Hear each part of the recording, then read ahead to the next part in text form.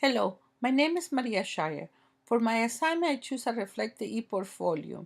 My e-portfolio is a reflection about Flipe, my Spanish 1 class in the high school using online video lectures technology.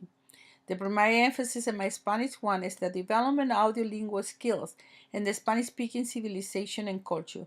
A student will benefit from redesigning strategies that will allow my student to focus on the learning of vocabulary and grammatical rules as well as pronunciation and speaking strategies through online video lectures while leaving more class time for practicing conversational skills within a cultural context.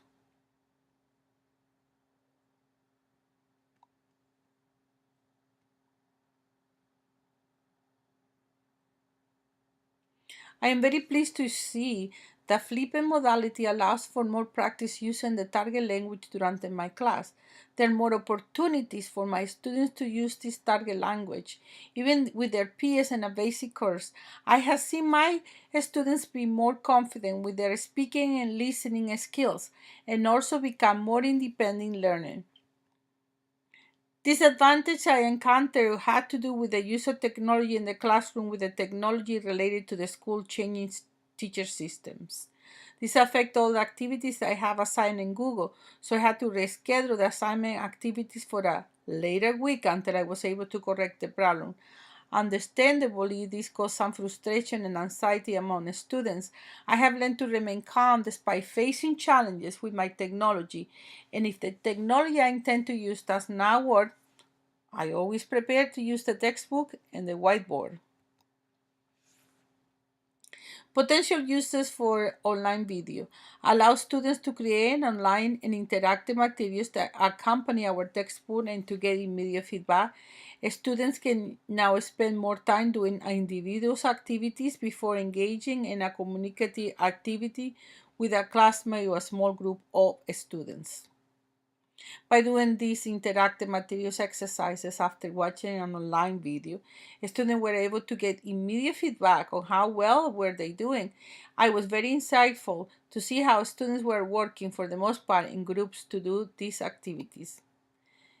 Figure 2 above shows student feedback with respect to their achieving of the learning goals of this class.